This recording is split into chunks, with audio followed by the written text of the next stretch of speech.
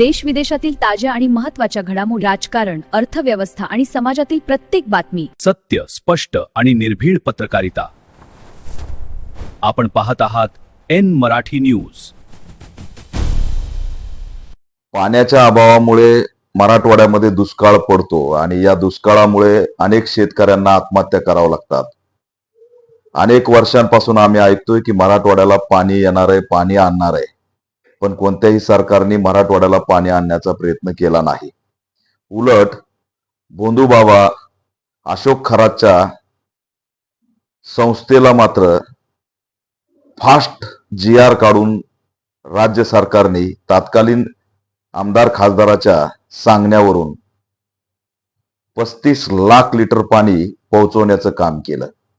एवढं मोठं पाणी या संस्थेला देण्याचं काम सरकारने केलं, पैसा दिला आणि आज राधाकृष्ण विखे पाटील हे जलसंपदा मंत्री आहेत.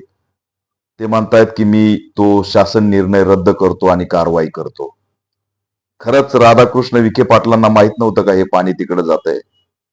राधाकृष्ण विखे पाटलांना मी विचारतो की तुम्हाला हे बरं माहित आहे की पैठणला जलसंपदा विभागाच्या जागेमध्ये दलित राहत आहेत आणि त्यांचे घरं उठवले पाहिजेत? तुम्हाला हे बरं माहित आहे की माजलगावच्या कॅनलवर दलित राहतात, बहुजन राहतात, काही जागा धरून जगतात, त्यांना उचललं पाहिजे, त्यांना उठवलं पाहिजे, त्यांचे घरं उठवले पाहिजेत? तुम्हाला हे बरं माहित आहे की श्रीरामपूरच्या कॅनलच्या बाजूला गेल्या 40-50 वर्षापासून दलित त्या ठिकाणी राहतोय, विहार आहेत, झेंडे आहेत, घरं आहेत, पक्के घर आहेत आणि त्यांना पाडण्यासाठी नोटीस गेली. म्हणजे तुम्हाला जलसंपदा विभागाच्या जमिनीवरती दलितांचे किती घर आहेत हे माहिती आहे आणि ते पाडण्यासाठी सुद्धा तुम्ही काम सुरू केलं. परंतु तुम्हाला हे माहित नाही भोंदूबाबा अशोक खरात या नराधामाच्या संस्थेला 35 लाख लिटर पाणी दिलं होतं. हे जे काही नौटंकी चालू आहे ना राधाकृष्ण विखे पाटील, ही बंद करा.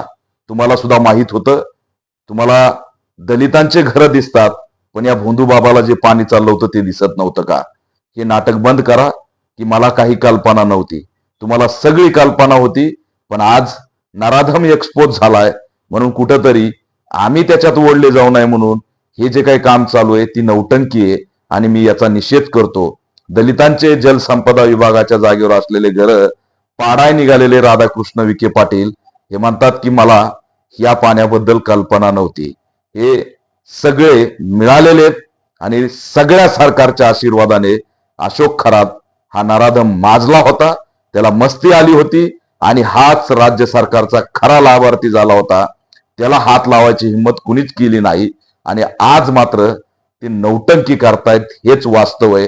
एवढ्या दिवस जे पाणी दिलं, सरकारचं नुकसान झालं, त्यामुळे ज्यांनी हा शासन निर्णय काढण्यास मागणी केली त्या आमदार खासदारावरती सुद्धा कारवाई झाली पाहिजे. आणि जलसंपदा मंत्री राधाकृष्ण विखे पाटील यांनी हे मंत्रालय हातात घेतल्यानंतर अनेक महिने हे पाणी तिथं जात होतं, याची त्यांनी कसली चौकशी केली नाही. त्यामुळे त्यांचा सुद्धा जलसंपदा मंत्री पदाचा राजीनामा घेतला पाहिजे अशी ऑल इंडिया पॅंथर सेना मागणी करत आहे.